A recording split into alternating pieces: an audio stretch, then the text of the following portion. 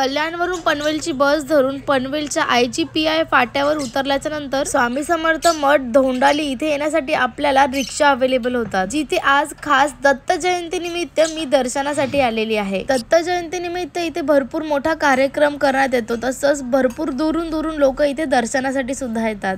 गर्दी असताना सुद्धा इथे दर्शन खूप छान होत होतं। सर्वात अगोदर मी आली श्री स्वामी समर्थ कुटी इथे। या मठाचं वातावरण भक्तिमय आणि सकारात्मक ऊर्जेने भरलेलं असतं। मठामध्ये अन्नदानाचं आयोजन वारंवार केलं जातं। ही सेवा सर्वांसाठी विनामूल्य उपलब्ध आहे। तसंच आज खास दत्त जयंती निमित्त इथे खूप मोठ्या प्रमाणात महाप्रसादाची तयारी सुरू होती। मठामध्ये अनुभवी गुरुजींकडून स्वामी समर्थ महाराजांच्या उपदेशांबद्दल ज्ञान सुद्धा मिळतं। इथे दर गुरुवारी महाप्रसाद आयोजित केला जातो। तसंच या दिवशी भजन, कीर्तन, प्रवचन आणि महाआरतीचं सुद्धा आयोजन केलं जातं। प्रत्येक शुभ कार्याचा प्रारंभ श्री गणपतीच्या पूजेसोबत होतो। मठामध्ये श्री गणेशाची मूर्ती आहे। दत्तात्रयांसोबत नवनाथांचं दर्शन। स्वामी समर्थ भगवान हे दत्तात्रयांचे चतुर्थ अवतार मानले जातात आणि इथे शिवलिंग आणि एकसाथ 12 ज्योतिर्लिंग सुद्धा आहे। प्रत्येक देवी देवतांची इथे रोज पूजा केली जाते। विशेषतः गुरुवारी स्वामी समर्थ आणि दत्तात्रयांना अभिषेक आणि महाआरती सुद्धा केली जाते। दुपारच्या प्रसादात असलेल्या साबुदाण्याची खिचडी आणि केळीचा प्रसाद मी सुद्धा घेतला। ऍड्रेस तुम्हाला डिस्क्रिप्शन मध्ये सुद्धा मिळेल। तुम्ही इथे गाड्या सुद्धा घेऊन येऊ शकता। पार्किंग उपलब्ध आहे। व्हिडिओ आवडला तर लाईक आणि शेअर करा।